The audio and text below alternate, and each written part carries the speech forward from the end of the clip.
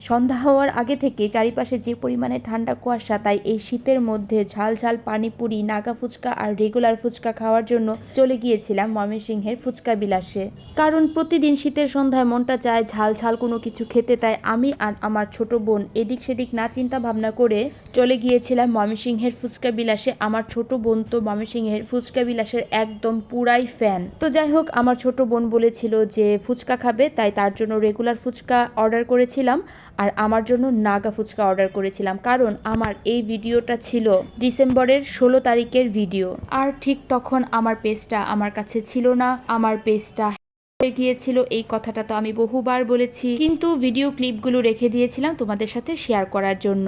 আমি আর আমার ছোট বোন ডিসাইড করে গিয়েছিলাম যে আমরা ফুচকা খাবো, তাই নিয়েছিলাম ফুচকা। আর তখন আমার মাথা পুরাই হ্যাং ছিল, কারণ পেজটা আমার কাছে নেই। সবসময় আমার একটা খালি খালি লাগতো, কি যেন নেই। তো যাই হোক, আমাদের জন্য চলে এসেছে রেগুলার ফুচকা আর নাগা ফুচকা। আর আমরা মেয়েরা যেখানেই যাই না কেন খাবারের ভিডিও করতেই হবে, নয়তোবা ছবি তুলতে হবে। ও তার সাথে আমরা একটা পানিপুরিও অর্ডার করেছিলাম। পানিপুরিটা দেখতে কি লোভনীয় না?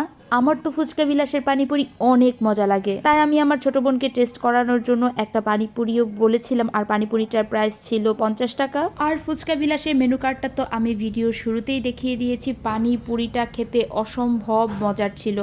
আর আমি এক্সট্রা করে চিলি ফ্লেক্সও নিয়েছিলাম। আমার ছোট বোন তো পানিপুরি খেয়ে পুরাই ফিদা হয়ে গিয়েছে। আর সেদিন আমার এই ঝাল ঝাল পানিপুরি, নাগা ফুচকা খেয়েও কোনো ধরনেরই মনে হয় ঝাল লাগছিল না। আমি নাগা ফুচকাতেও এক্সট্রা করে আরও ঝাল নিয়েছিলাম। আমি যতবার ফুচকা বিলাসে যে ফুচকা খাই, পানিপুরি খাই, চটপটি খাই, প্রতিবারই তাদের খাবারের টেস্ট ঠিক সেম লেভেলেরই থাকে। এত মজার, এত স্পাইসি আর এত সুস্বাদু হয়, মানে আমি যদি বলি সেটা কম হয়ে যাবে। আর এইটা তো আমার মুখের এক্সপ্রেশন দেখেই বুঝতে পারছেন যে কত মজা করে আমরা খেয়েছিলাম। অ্যাকচুয়ালি পানিপুরিটা খাওয়ার পরে পানিপুরির টকের মধ্যে আমরা ফুচকাগুলো ডুবিয়ে খাচ্ছিলাম। এত মজা লেগেছিল। নাগা ফুচকাটা যেমন ঝাল ছিল, তারপরেও আমি আরও এক্সট্রা করে স্পাইসি নেওয়ার কারণে, তারপর পানিপুরির টকের মধ্যে ডুবিয়ে খাওয়ার কারণে এত ভালো লাগছিল। প্রত্যেকটা ফুচকাও খেতে ঠিক পানিপুরির মতোই লাগছিল। আর সবচেয়ে বড় কথা হলো, এখন যে আমি ভয়েস ওভার দিচ্ছি, এই খাবারগুলো দেখে আমার জিভে এখনই জল চলে আসছে। কার কার জিভে জল চলে এসেছে আমাকে অবশ্যই কমেন্ট বক্সে জানাবেন। আর পানিপুরি খাওয়ার পরে লাস্টের এই টকটা কখনোই মিস করা যাবে না। এবার আমাকে বলে ফেলুন তো, আমার এই ভিডিওটা কারা কোন জায়গা থেকে দেখছেন আর ময়মনসিংহ থেকে কারা দেখছেন, তারা কিন্তু অবশ্যই আমাকে কমেন্ট বক্সে জানাবেন।